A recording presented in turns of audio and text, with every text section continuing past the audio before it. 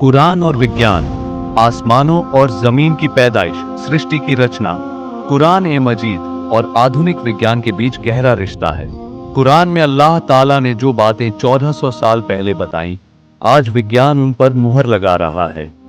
इस लेख में हम ब्रह्मांड की पैदाइश और उसकी संरचना को कुरान की रोशनी में समझेंगे।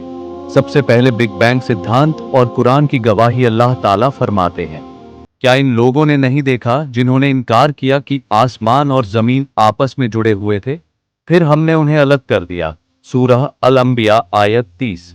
तफसीर और वैज्ञानिक विश्लेषण। यह आयत बिग बैंग सिद्धांत की ओर इशारा करती है। विज्ञान के अनुसार 1308 अरब साल पहले सारा ब्रह्मांड एक छोटे से बिंदु सिंगुलैरिटी में समाया हुआ था। फिर एक जबरदस्त धमाका बिग बैंग हुआ और ब्रह्मांड फैलने लगा। फतक, अलग करना। यह अरबी शब्द बिल्कुल उसी प्रक्रिया को दर्शाता है जिसे विज्ञान बिग बैंग कहता है। एडविन हबल ने 1919 में सिद्ध किया कि ब्रह्मांड लगातार फैल रहा है, और यही कुरान में भी कहा गया, और हमने आसमान को अपने हाथों से बनाया और हम ही उसे लगातार विस्तार दे रहे हैं। सूरह अज-जारियात आयत 43। यह तथ्य आधुनिक खगोल शास्त्र से पूरी तरह मेल खाता है। आसमान की परतें और उनका वैज्ञानिक आधार। कुरान कहता है, अल्लाह ही है जिसने 7 आसमान बनाए। सूरह अल-मुल्क आयत 3। तफसीर और वैज्ञानिक विश्लेषण। आधुनिक विज्ञान ने साबित किया कि वायुमंडल की 7 मुख्य परतें होती हैं। पहला, ट्रोपोस्फियर, जहां मौसम और बादल बनते हैं। दूसरा, स्ट्राटोस्फियर, जिसमें ओजोन परत है जो सूरज की हानिकारक किरणों से बचाती है। तीसरा, मेसोस्फियर, जहां उल्कापिंड जलते हैं। चौथा, थर्मोस्फियर, जिसमें ऑरोरा नॉर्दर्न लाइट्स बनते हैं। पांचवां, एक्सोस्फियर, जो अंतरिक्ष की सीमा से जुड़ा है। छठवां, इयोनोस्फियर, जो रेडियो तरंगों को प्रभावित करता है। सातवां, मैग्नेटोस्फियर, जो पृथ्वी को सौर तूफानों से बचाता है। कुरान में 7 आसमान का जिक्र वायुमंडल और ब्रह्मांड की विभिन्न परतों की ओर संकेत करता है, जो विज्ञान से मेल खाता है।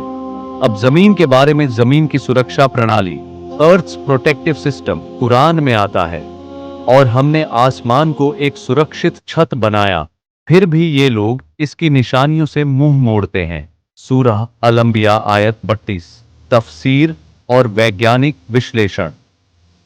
आज विज्ञान ने सिद्ध किया कि पृथ्वी के ऊपर वायुमंडल और चुंबकीय क्षेत्र, मैग्नेटिक फील्ड है, जो सूरज की घातक किरणों और उल्कापिंडों से हमें बचाता है। ओजोन परत, जो सूरज की अल्ट्रावायलेट किरणों को रोकती है। मैग्नेटोस्फियर, जो सौर तूफानों से पृथ्वी की रक्षा करता है।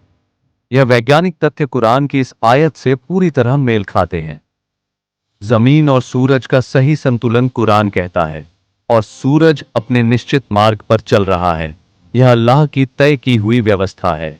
सूरह यासीन आयत 38। तफसीर और वैज्ञानिक विश्लेषण। सूरज अपने आकाश गंगा में मिल्की वे गैलेक्सी में एक विशेष कक्षा ऑर्बिट में घूम रहा है।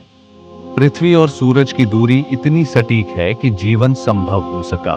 अगर सूरज थोड़ा और पास होता तो पानी उबल जाता, और अगर थोड़ा दूर होता तो पानी जम जाता। विज्ञान इस सटीक संतुलन को गोल्डीलॉक्स जोन कहता है, जिसे कुरान के किद्दाता तकदीर, निर्धारित व्यवस्था बताता है। वैज्ञानिकों की स्वीकारोक्ति। डॉ अल्फ्रेड क्रोनर, भूवैज्ञानिक, जर्मनी। यह आश्चर्यजनक है कि कुरान में ब्रह्मांड और पृथ्वी की उत्पत्ति को इतनी वैज्ञानिक स्पष्टता से बताया गया है। कार्ल सागन, खगोल शास्त्री।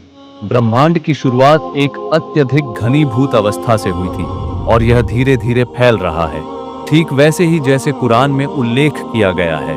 निष्कर्ष। कुरान विज्ञान से आगे क्यों है? कुरान कोई विज्ञान की किताब नहीं, बल्कि ईश्वरीय ग्रंथ है जो सत्य को बयान करता है। आज विज्ञान जिन तथ्यों को साबित कर रहा है, उन्हें कुरान ने 1400 साल पहले ही बता दिया था। यह कुरान के अल्लाह का कलाम होने का सबसे बड़ा प्रमाण है।